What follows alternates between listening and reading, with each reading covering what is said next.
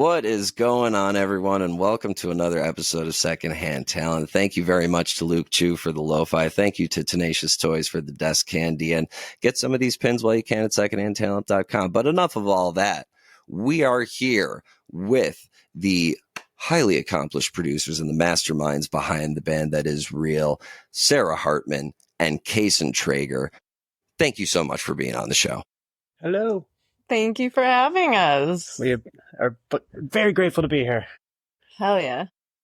It's been a long time coming, but as with all of the interviews that have been delayed for one reason or another, all good things and all good time. And what better place than here? What better time than now? So I am just incredibly excited to have you both on the show.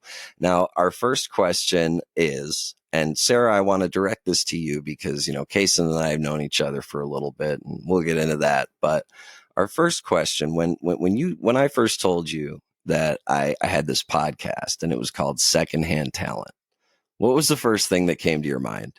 Be honest.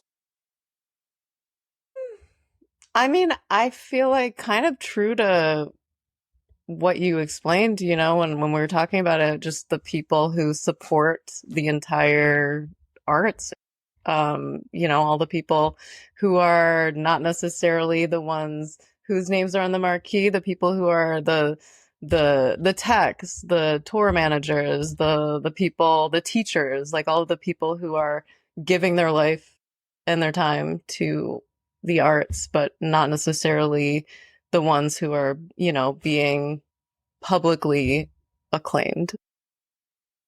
I honestly couldn't have said it better myself. And for all of our listeners and readers who aren't watching this on YouTube, I've had this big old smile on my face while Sarah was talking, because as many times as I ask that question, and, you know, it's now, I still haven't gotten the same answer twice. And it's now variations on this theme of having heard about it and, you know, having taken it in.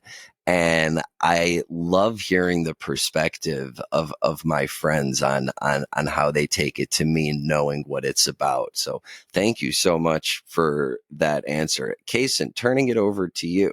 Now, it's a bit of an interesting case here. You, if our readers, viewers, and listeners don't know, are part of the Secondhand Talent behind Secondhand Talent and helped me pick out a lot of, in fact, all of the gear that I am currently using, including this microphone, which our logo, Dr. Decibel, was modeled after. And I gotta ask, not your initial reaction, but knowing what you know now at the time of this taping, what do you think of what I've done with it? Well, from the moment it started, I remember hearing like the first couple episodes and just loving the idea and concept of the content and people you're interviewing for the whole vision. And it's so great to have an outlet, especially within the music industry, that doesn't focus on highlighting secondhand talent altogether. And when I first heard the very first few episodes, immediately I was like, I want to see this get to the next level right away. And I gave you my input, not knowing, you know, because that's in ways it's like, you know, I'm critiquing, but you didn't take it that way. You took it as sincere feedback that you wanted to make improvements on and take my suggestions. Like you wanted to make moves right away. It was absolutely taken and meant, I know, as constructive criticism from the heart. And I took it that way. Absolutely. Yeah. And that was amazing because I immediately you were contacting me. Okay, I'm ready to do this. And I was like, okay, cool. And I quickly came up with just a suitable list of gear that's like going to make that happen. And you moved very fast on that. And during the same time that you were improving your technical setup for the podcast, you were landing big interviews and things were moving forward with who you're interviewing the quality of your interviews. It all happened like right away. And I was not only just surprised, but very impressed and happy. It's always great. It's refreshing to see a friend like just pull through on their vision and just like really like swing and hit a home run. Well, first of all, thank you so much. I personally, I don't feel like the ball is quite out of the park just yet, but I've definitely been working at it, and it really means a lot coming from you. We've known each other for a real long time, which again we'll get into in a bit. But Sarah, I wanted to ask you. You know, we have this lovely painting over here, folks, that Sarah made for me. You're artistic in so many ways. What came first for you, art or music or both? They've always both been just such an important part of my life, like since my earliest memories, really. I've just always loved music so much. My mom used to say that I would sing in my crib with this wind up bear that I had that had a music box inside, and I always loved to draw and just I don't know, I guess I've found that some things express better through music, and then some things, you know, I just have a need to do both, and I've tried to like put one on the shelf for a while, and it just doesn't stay on the shelf for long because, yeah. So I'm gonna be forever doing. Well, listen, people with creative green thumbs don't have things last on the shelf very long, unfortunately. And listen, you know, when you need multiple outlets, you create those outlets. And Cason, same question over to you. What was your introduction to music and in your background? Mine was interesting. I have two older brothers that are 11 and 13 years older than me. And all of my cousins are on my dad's side are that age. And in our house, we had a gym that they would all hang out and work out in. And around the age of 3, you know, I wanted to hang with the boys, and they were always listening to hard rock, like good stuff. I mean, Tool, Black Sabbath, Metallica. Yeah. And they had me, you know, headbang to Enter Sandman. So I got obsessed with that song, and I had a little boombox that I used to run around the house jamming Cherry Pie by Warren. Yeah. It was like one of those little tiny boomboxes with the microphone. It was being around them that I just couldn't wait for the next time. They were all hanging out just so I could hang out with the dudes and jam loud music because they were listening to it loudly, and I just was like immediately kind of into it. And my oldest brother Jay had a bass guitar that I was never allowed to touch. You know, I would occasionally go open the case and look at it. It was always missing strings, because he didn't really like play it seriously. Like, you know, he loved music, but you know, at the time he wasn't in a band at that time. But one day he caught me playing with it, and instead of, you know, making me put it away, he taught me how to play Longview by Green Day. And all right. My hands were really small at the time, but I was able to get it down. He sat with me for a long time, like helping me with the technique, like just like showing me how to do it. And from that moment on, I was allowed to touch the bass. So go figure, you know, I would go, they had a boombox in there with a CD player boombox, you know, and I would put on random CDs and pretend to play and jump up and down the bed with a guitar, pretend. And I remember that feeling of just knowing that I wanted to do music for the rest of my life. It was like what I wanted to do. And eventually I started getting sick of pretending to play the songs and started learning the albums by ear, several of them, just all by airing out the songs, identifying the root note, learning the patterns of how the bass sits behind guitar parts. And it helped develop my theory and like kind of at this early age. And I almost regret not doing orchestra when I was in 5th grade because I did band and I played trumpet, so I could read treble clef. And with bass, I could only learn stuff by hearing it out. Not until like I was in high school where I started to learn how to read chord changes for jazz band and etc. But yeah, that's what got me like started into music. That was my family, and like just it being around it at a young age made me obsessed. And Sarah, did you come from a musical family as well, or were you kind of like the wild artist in the family that kind of sprung from nowhere?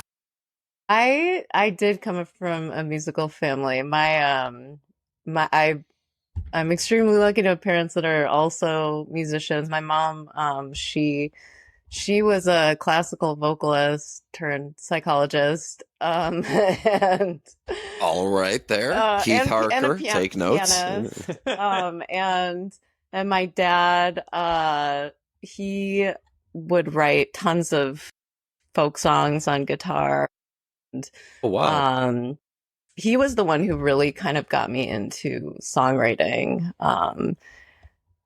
and just kind of, I don't know, he kind of like when I was in high school, when I was, a kid, I would, look at this, listen to his songs, and I would write things too, and he would kind of like ask questions about it, and kind of like push me into that like show, not tell direction, and was definitely like a big mentor for me in my writing. So I feel very lucky to have had a family that nurtured my interests in music, and in visual art. It's funny because I've always felt like visual art is the expression of music for me, like, but music is the expression of like visual art in a sort of abstract mental place. You know what I mean? Like it's visual art that doesn't exist outside of the body and the mind, at a point, but it becomes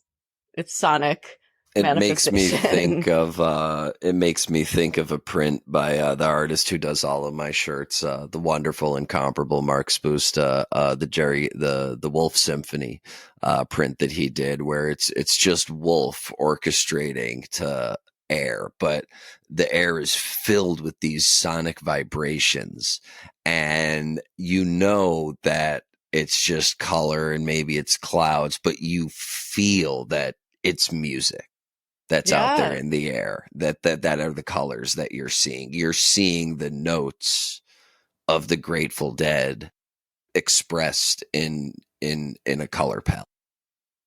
Yeah, totally. I relate to that. And you both really finding this drive in high school brings me to my next question, which is, and Sarah, just to clarify, around, I would say late high school, I guess, were you also kind of intent like on art and or music being your path forward? You know what? Like deep down, I 100% was. Like I always knew from when I was a kid, like I wanted to be performing. I wanted to be singing, playing music and on a stage, and creating music too, and just figuring out the path to get there, I guess. Everybody has their own, journey, but I mean, I did classical singing when I was growing up, and recitals and performing, and I did a lot of theater, and that I almost feel like that was the theater, the directing especially, was like the most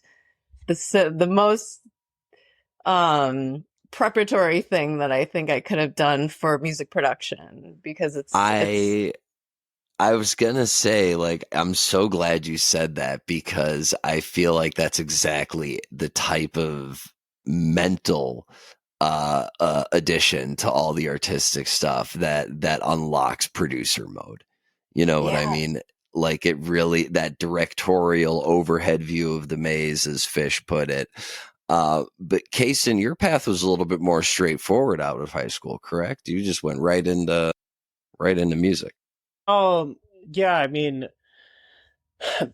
joining the Coop in high school and us continuing after, like things started to progress. I was the youngest in the group, and we had a couple in college at U of I at the time. And I was working full time and going to community college part time during that. And the in like I can't remember what year it was, maybe 2008 or 9. I got laid off and was so grateful because I hated that job. And at the same year, the Coop got on added to Summer Camp Music Festival. And it was more clear cut. I was thinking about going to Berkeley and Boston, but the guys were about to graduate, and I was like, no, if I'm going to learn anything for 50 grand a year, like I feel like it's kind of more of a networking thing out there. So I decided not to go and kind of ride things out with the band, and they kept moving forward fast. And it was just like, yeah, it was clear cut. Like this is what I'm doing. Yeah, as I alluded to, we met around late 2009, 2010-ish, and I was blown away. I think that was my first time seeing live electronica, especially played by accomplished musicians. Shout out to season 3 guests, former members of the Coop, and dear friends Joe Ray, Jake Barinholtz, and Danny Biggins. Love you guys.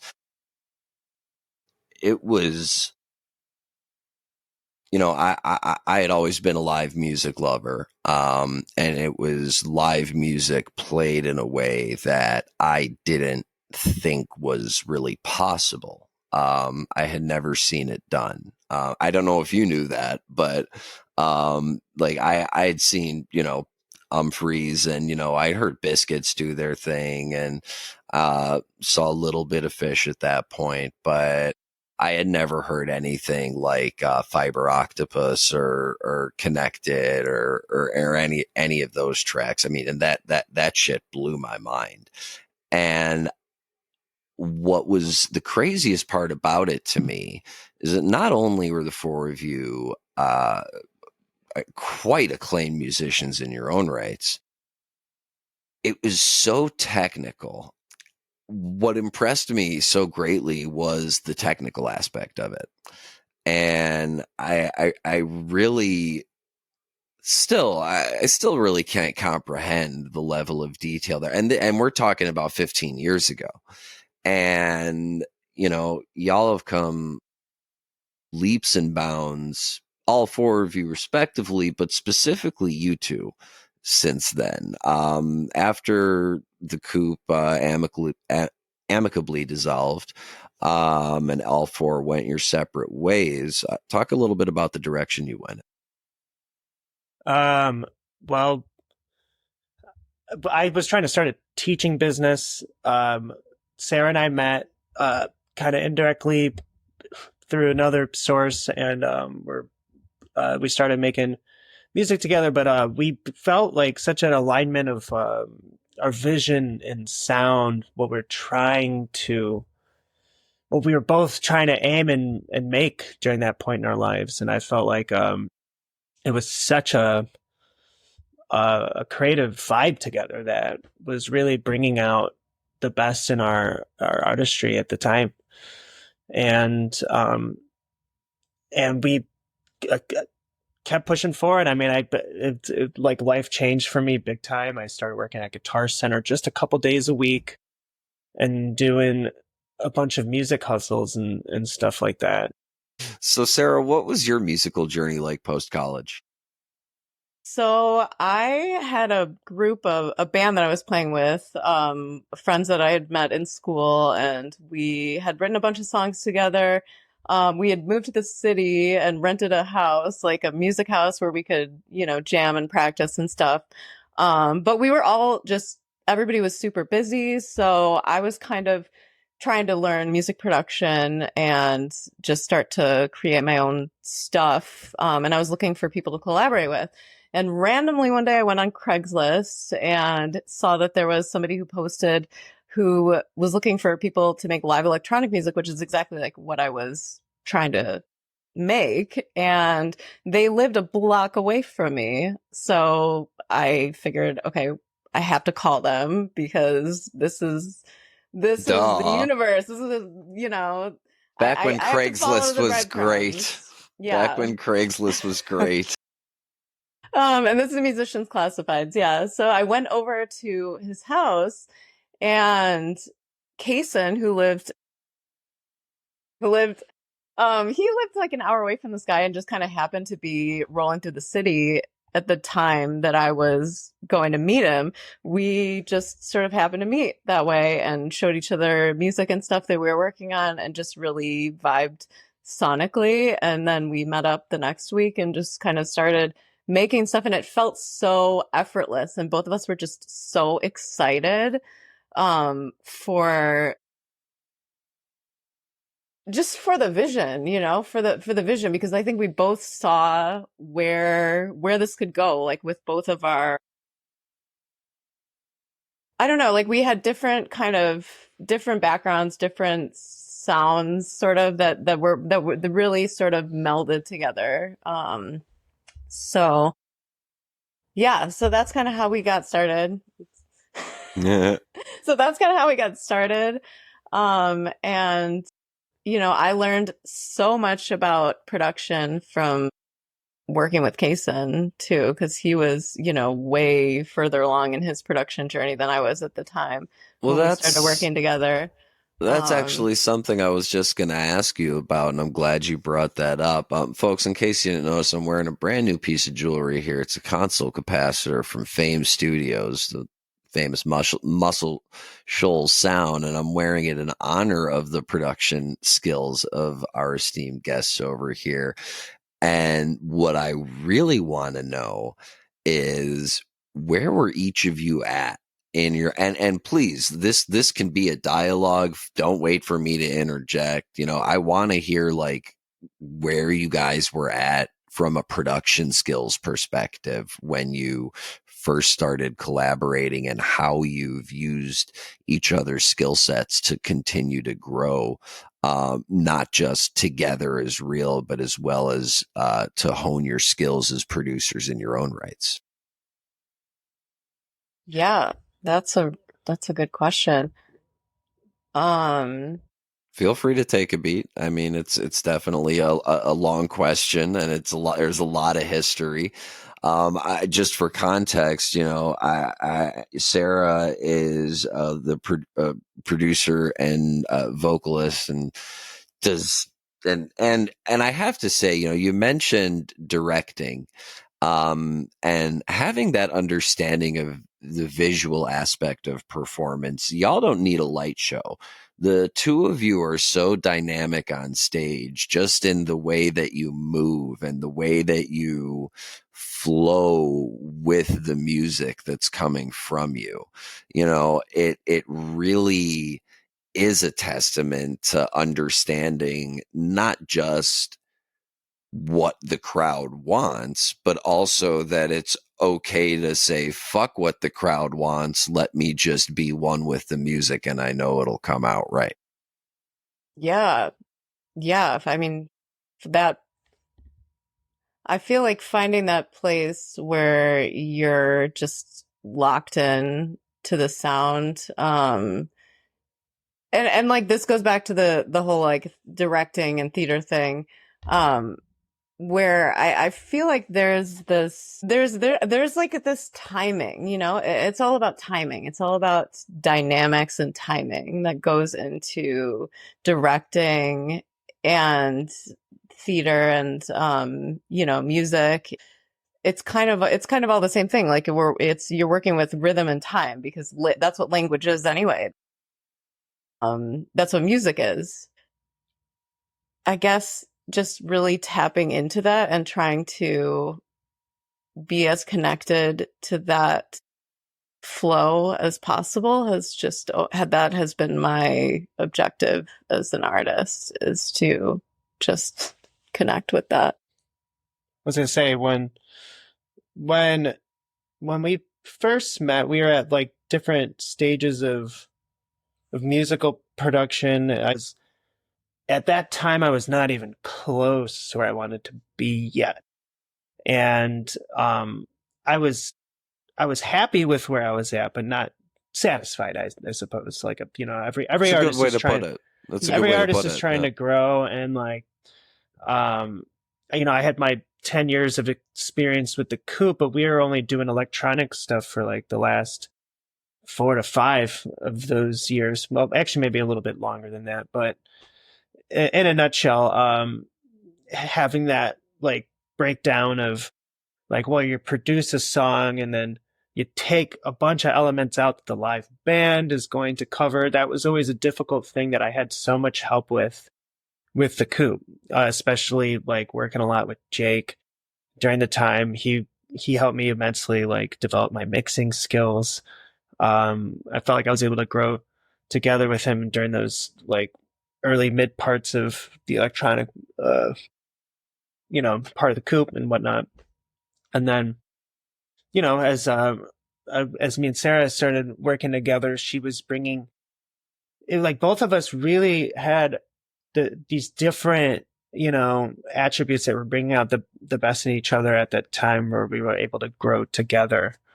And But we were both really into like looping. We are both into kind of like the repetition of like building soundscapes, kind of from from repetitive pieces, but in a way that feels dynamically interesting, like in a way where you don't notice the repetition, where it feels like it feels like the fabric of the song. To me, you less loop and more sonically fabricate, if that makes sense. Like, I mean, let's Especially compare now. music to cloth. Like, why not? That's what I'm saying about weaving, which too. you do. Just not to knock that, but like. Absolutely, like the when folks, if you get a chance to go see Real, please go see Real. Their live show is just stunning. And the things that you do with your voice, it's not just about looping. You add harmonics, you add harmonies, you add so many different elements to the different loops that you use. And you do things in such a way where not only is it unique every time, I've never seen you guys perform and felt like I didn't know every song you played, even though it's my first time probably hearing half of them. Like, and that, is taking that sonic fabric and just kind of wrapping it around people. And that's an incredible gift that you give to the people who get to hear your music. So that's what I appreciate about you. So tell us, when did Real, folks, for those of our readers, and our readers will see this, but for our listeners and viewers, actually, Real is R34L. Check the description and the link and the title of the episode for comments. When did Real really start to? I cornered myself in the same way I can't get the ring light out of my camera. I just cornered myself right into that one. When did Real really start to become something that was okay? Yeah, this is really moving forward. Right away. Yeah, I mean, honestly, from like day one, we were just like, yes, this is it. I mean, that was okay. Let me rephrase the question. Oh, sorry, Cason, you were going to say something? Yeah, I mean, it's just a timing thing in life too. Like, I was at a stage in life that was like, I just needed a drastic change. I needed a change from where I lived. I needed a change from my job. I wanted to change the focus of my art at the time, like just based on just based on like years of being kind of locked into the same thing, living at home, working a job I hated, and all sorts of life stuff. And it was just like musically, that was like immediately we started making these songs and we're trying to formulate like some kind of album. But I'd say the one thing that would like kind of held us back was we could not stop creating new things at the time. Like that was the one. But we also felt obligated to do that to figure out what kind of material is going to work on some kind of record together. And like we were being patient. I'm glad that we were patient though, because especially as like both of us, I mean, in the very beginning, I was not good at mixing. You were pretty good at mixing, but both of us, both of us have come so far, like over the years from on the mixing and production side that like I'm glad that we didn't just wrap up the early songs that we create and release them. Like I'm glad that we kind of like let them sit and simmer a little bit and then come back to them when we have some of them with like improved skills as we're kind of learning more and more and more, and then fixing the mixes on some of those older songs. So an interesting dichotomy that I've found in creating versus producing. I often find myself hearing interesting advice in relation to one versus the other. When someone comes to me with a question of, which 3 of these 10 songs should I produce? My response is usually, which one is your favorite? Finish that one. And then move on to your second favorite, and then your third favorite, and then release the EP when it's ready. Let it cook. Don't half-ass 2 things, whole-ass 1 thing. Let it marinate. But also, previous guest of the show, Ben Boone, my brother and half of Boone and Keel, mentioned something in our interview in our only episode of season 4.5. You got to write 10 shitty songs to get one good one. And part of the process is just churning and churning and churning and burning and putting out different versions and different drafts. And as you were just saying, which I kind of want to continue on from, you were a bit of a novice mixer at the start. And I know, Cason, you were developing a lot, towards the later years of the Coop, but shortly after Reel began, technology started to really ramp up, as did some of the software.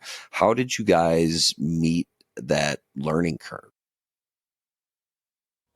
With just learning all the tech stuff? Yeah, I mean, like, look, for me personally, for example, it was a hoot and a half getting all the hardware set up, getting the software set up, and now this season we're on a new streaming platform. Yeah. So it's been a whole lot of dialing things in that I'd never really ever done before. I've done them peripherally or tangentially, or I've observed it, but now I'm up and ready to record an episode within a half hour, and it's done within 90 minutes. And that's only something that comes with time. When you get new software batch releases or updates, like, does it take very long for you at all to learn all the new kinks? So okay, so what's that shit like? I want to answer. I think we have different answers for this question. Yeah. Okay. All right. Well, go ahead, Cason. I don't know. Well, no. So during the beginning of our band partnership, I started working at Guitar Center, and that allowed us to start like kind of mentally like conceptualizing what kind of gear we wanted for our studio, and a lot of this stuff we were focusing on, like, this is all new to us, like upgrading our audio interfaces, upgrading literally everything. Studio monitors. Can our viewers get a quick peek of what's behind you? Speaking of your studio. Yeah, no, that's Sarah's.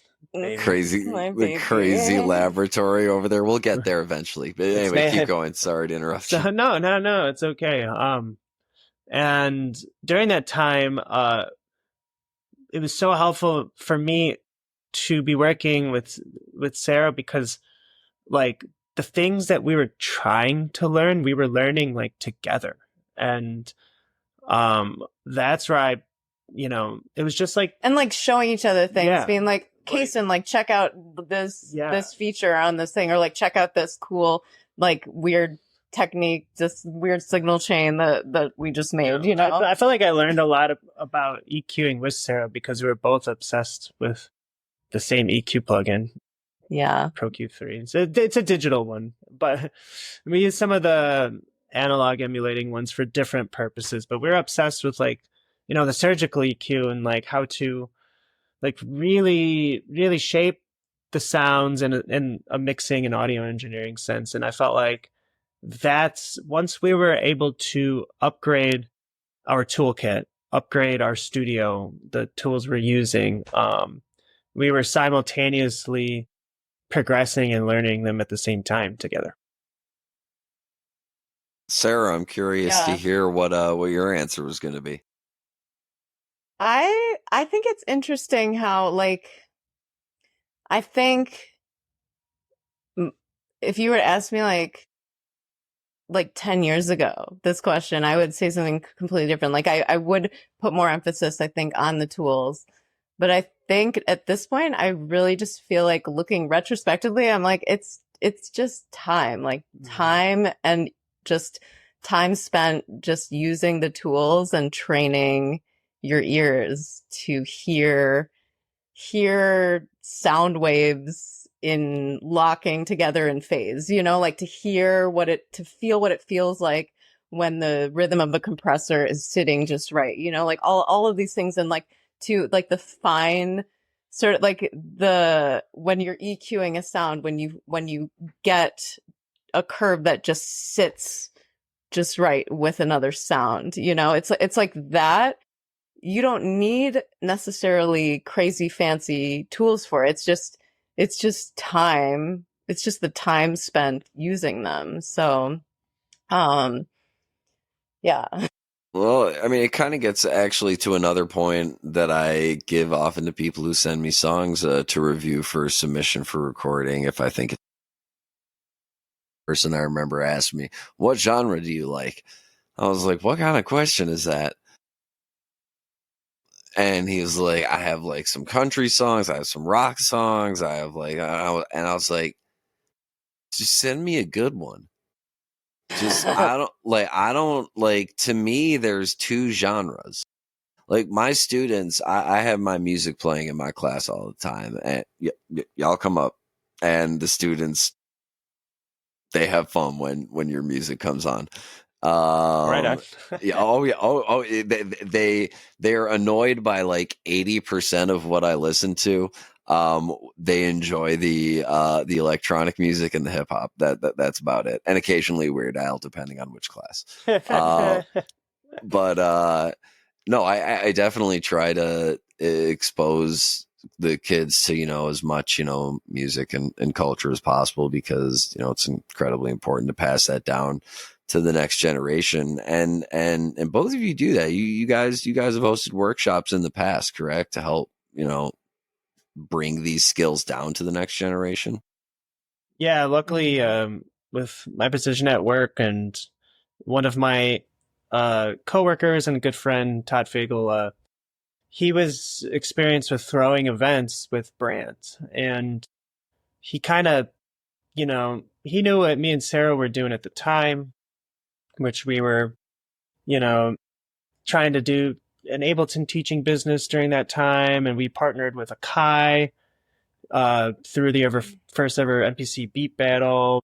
We partnered with Novation, Focusrite, and Shure. We did demos and stuff with like their products. But it was kind of fun. Just, learning the product, seeing what it can do, and then sort of putting it together, like figuring out some kind of creative workflow on it and sharing it with a group. Yeah, so. we haven't done it in a while, mostly because it shut down during the pandemic. our line of work itself just kind of evolved and changed from private tutoring. And Now, speaking of which, however, coming to the pandemic era, now, yes, live music suffered just about as hard as and as quickly as restaurants and schools and daycares. Those were live concerts didn't happen, for a while, and we all individually experienced an incredible amount of stress and duress during that period of time, especially those first few months.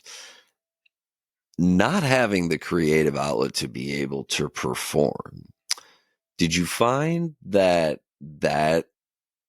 had some sort of shaping ability to where your skills are today? Was there any like, I guess because you weren't able to gig live, like did you kind of knuckle down and like really get into the nitty gritty of like, because you mentioned at this point, you have a canon of songs that you've written, most of which haven't been released.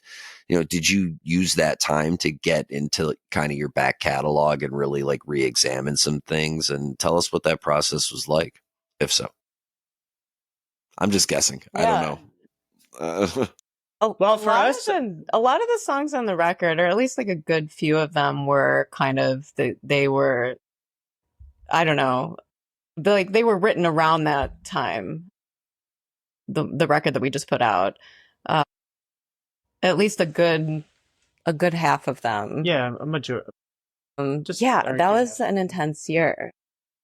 I actually had like a really bad injury that year that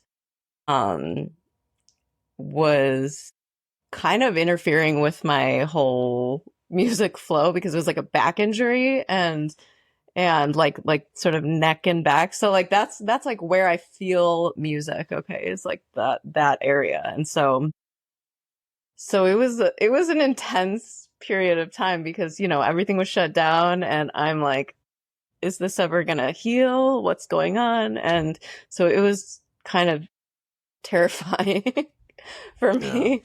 I felt kind of spoiled, like, because I feel like the average person was completely losing their shit, like, because they couldn't get out of the house, and I was like kind of okay just working on shit and being a studio hermit all day. Like, it didn't, completely outside of what Sarah was talking about with her injuries, just like the natural, is like opposed to it feeling like this huge weight on me, or like something that was inhibiting me. It was like, this ain't so bad. I get to like I don't have to go to work right now at my corporate job. I can just work on my art, and like that part of it I didn't mind. And we found ways to like be creative. Like, we did a full Kraftwerk tribute set stream, and shout out Liam Biner for running visuals for that. And Yeah, go Liam. He ran them remotely in LA, and I had to use I'd use like an iRig for my phone to give him the audio direct, because there's such a delay. That's amazing. It kind of felt like Groundhog Day when we were working on the remix album too, and like I remember I was working on this mix for a long time, and days on end, like just getting just things like how I wanted them, and I felt like I was the same day over and over and over again. And as live music came back, Sarah, fortunately, you had recovery from your ailment, and you two were able to start performing again. What did that first gig back feel like? I'm trying to remember which one it was. Is it? I love that. That's the best answer ever. I think the first gig was it at the Point afterwards? I think it was. I mean, I know the answer regardless.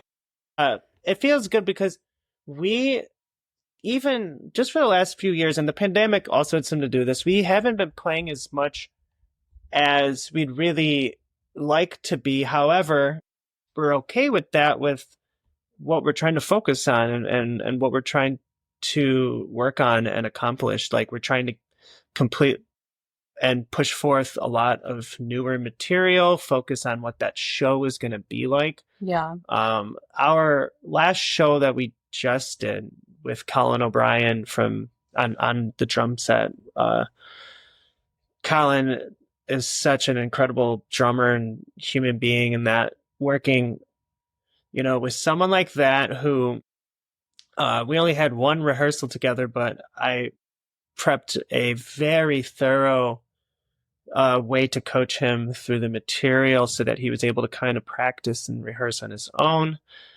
That show itself that just happened really felt so good on stage, because he brought us to like the level that I felt like I wanted the show to feel like live, and to what I want it to sound like. So now it's just more or less like, all right, how can we wrap up all this material and then just start, booking ourselves more? Really, it's been hard for us to like make that our primary focus for a while, just because we've had so much we want to accomplish. And there's like so many hats to wear as an independent artist, like, especially when you want to create an entire world with your project, like videos and artwork and obviously music itself, the production, the mixing, the mastering, all of that. Like, for this record, we've been doing just us. Just us. And let's get just to highlight what she was saying, video stuff. Like, Sarah has exponentially tackled such a like grueling amount of responsibility and content creating behind doing the music videos, and we've had a lot of help from Michael Silberman, Great Eye Films, doing some of the shooting. However, when it comes to spearheading those projects, conceptually, I'll definitely be involved with Sarah, like with make some of the like back and forth, like bouncing ideas off each other, but she will take all of that after we've made like a conversation, and then she will like push forward the concept and get it to the level and handle like a boatload of the content creating responsibility when it comes to the music videos. Like, she did all the editing, a ton of the filming and shooting, like with a green screen at home with like, hell yeah. And like, and then compiling that with, work from other people who've like Silberman that have done some shots and whatnot. Friend of the program as well. Yeah. Oh yeah. Yeah, the video stuff it's definitely a new thing, like, for us. Just editing videos, making our own videos. But it's really cool because it feels so much. My only reference is editing audio, so that's kind of the approach that I'm taking with it, and it feels like you're adding another instrument. It feels like like a visual instrument, and it's definitely gratifying in the same way that producing is. My only form of reference as an artist up until starting this podcast has been as a stand-up comedian. And the first episode of this show is the first video and audio I had ever edited. And it's trash.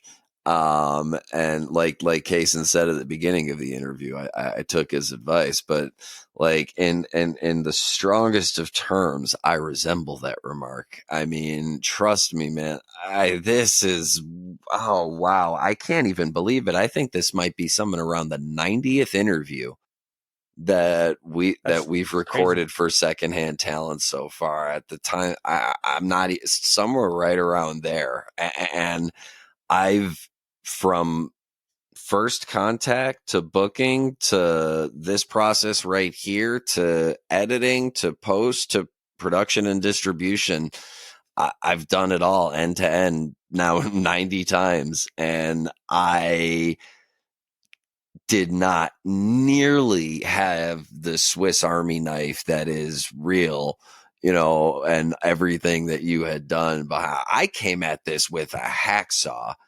and was just like, let me get the art out there and it'll speak for itself. And then ultimately, with the help of folks like Cason, and I need to give a shout out here to Justin Hampton as well, and Benny from Tenacious Toys, who have shown nothing but love and support. Part of me, and part of the reason Secondhand Talent has grown to where it is I wanted a platform for my friends' stories. That's how this started, because there's such great stories. And if I can't take advice from the people that I want to hear from, what am I even doing?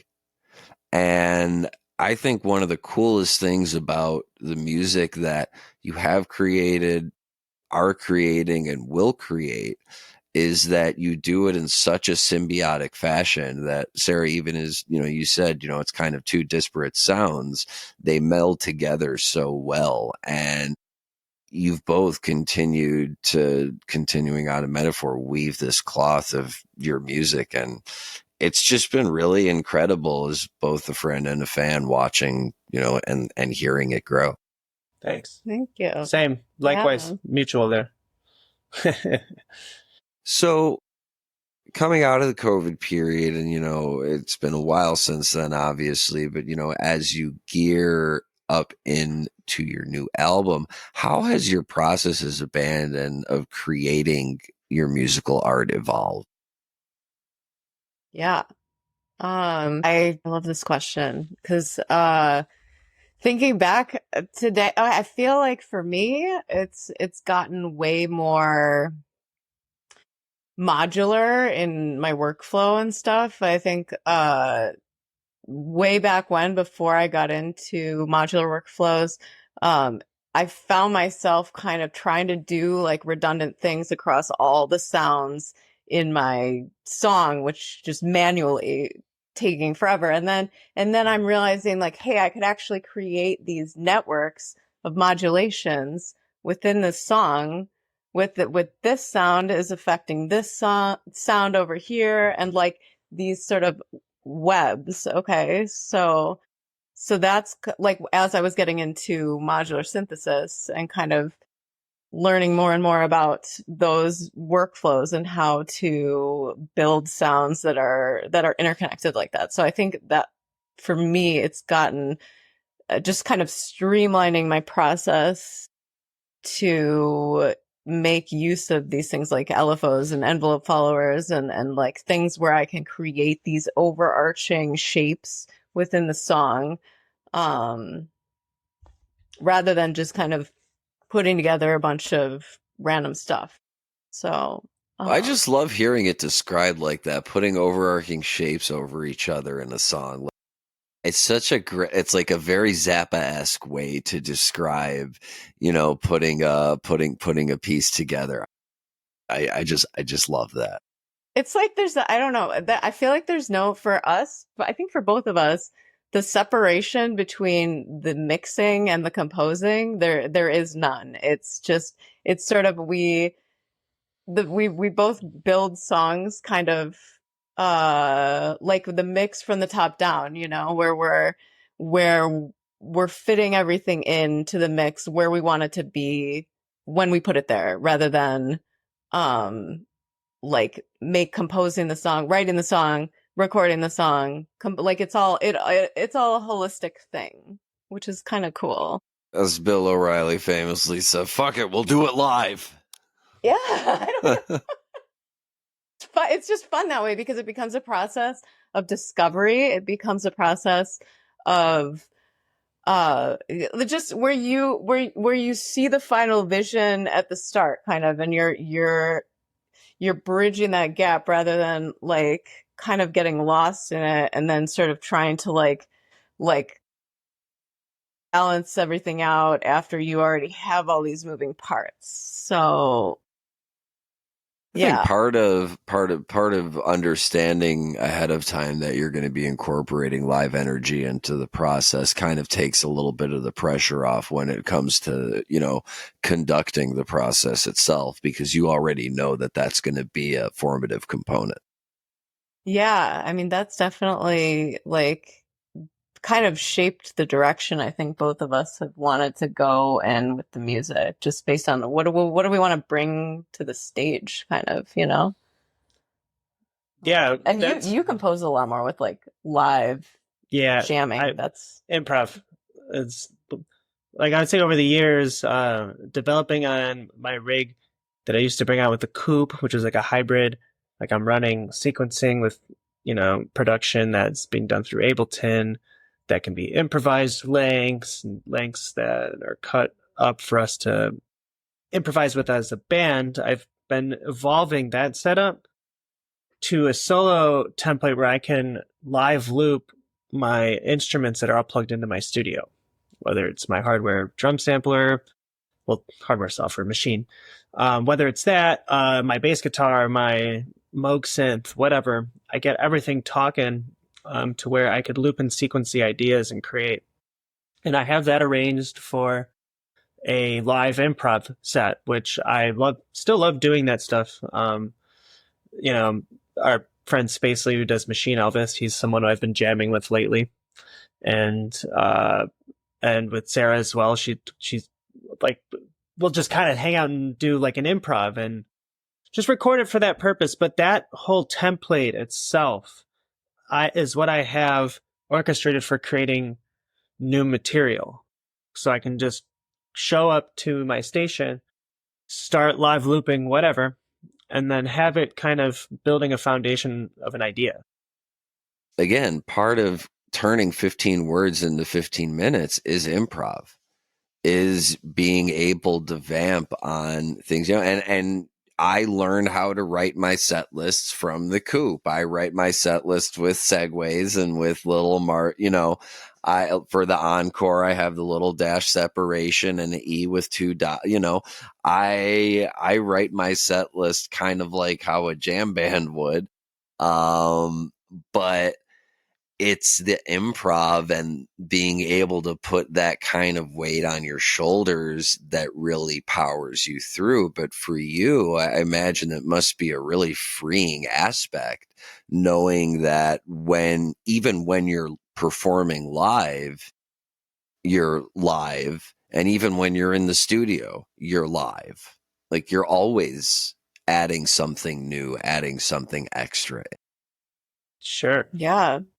That's like the magic of music, is just kind of completely going into the dark of the presence and just sort of seeing what's there, and because every decision you make is going to lead you to the next move, and it's fun to just kind of see what happens and just kind of let yourself play. Keep it real. Yeah. You just come out with a brand new record. Tell us a little bit about it. It's called Falling in Place. It is 13 tracks. It's kind of it's introspective, but it is dance music at its core. So it's sort of, we're sort of straddling that line between like the headphones and the club and like introspective, like extra, like sort of that, I don't know, introspective electronic music, I guess, is how I feel about it. Each song is sort of like a headspace, um, a different headspace that's kind of about the whole sonic fabric, I guess. But yeah, Cerebral. I love it. It's just like I love the adjectives you use there to provide that description. Like it just gives so much color to the anticipation. It's great. yeah, I feel like the best, I don't know, I guess it's funny. It's okay. it's structured music, but it's also not. Like I almost want it to be listened to more like instrumental music than pop music and stuff because the vocals are really there as sort of like an instrument to be sort of just a reflection of the other sounds in the tracks. You know what I mean? Like they're not meant to be like this is the center focus for the song. You know what I mean? Like a lot of pop music and stuff where it's like the beat is supporting the Gotcha. vocal. You know, I feel like both of us really want like a holistic kind of Sure. sound. Yeah, that if I could sum it up and correct me if I'm wrong, that the beat and the vocal are in true harmony. Yeah. Yeah. It was really kind of carefully curated from our material that we were really just trying to find a home for and a blanket for together. We were fortunate to have percussionist, Chicago-based percussionist Sekou Kande record djembe and some percussion on the first and last song. He's an absolute genius of a musician. He's studied with Fela Kuti, played with Afro Zep, which is a band I've also sat in with for a show, and that was also phenomenal. But all in all, it was cool to have some material that was a little bit older mixed with some stuff that was very fresh and new. And it weaves through a lot of different genres, feels, all in kind of a dynamic way that we found suitable with the way that it flowed. Well, I think bringing the old into the new is quintessentially what real is all about, and transforming it into something completely different and unexpected. Sarah, Cason, thank you so much for taking the time to be on the show. It was just an absolute treat to have you both on. Thank you so Thank much you. for having us, and stay tuned for the deluxe release of the record that's happening later this year, probably around September or October-ish is what we're thinking. Well, folks, at the time of this taping, we're not sure, but at the time of this airing, we might be. Check it out, find out. Regardless, you will find all of Real's links in the comments. Keep it real. Check them out. Like and subscribe. Thank you, Sarah. Thank you, Cason. This is Steiner with another episode of Secondhand Talent, and we will see you next Wednesday. And that's a podcast. There we go. There we go. Perfect. Yeah. That was good. Yeah, nailed it. All right. Stuck the landing. There we go.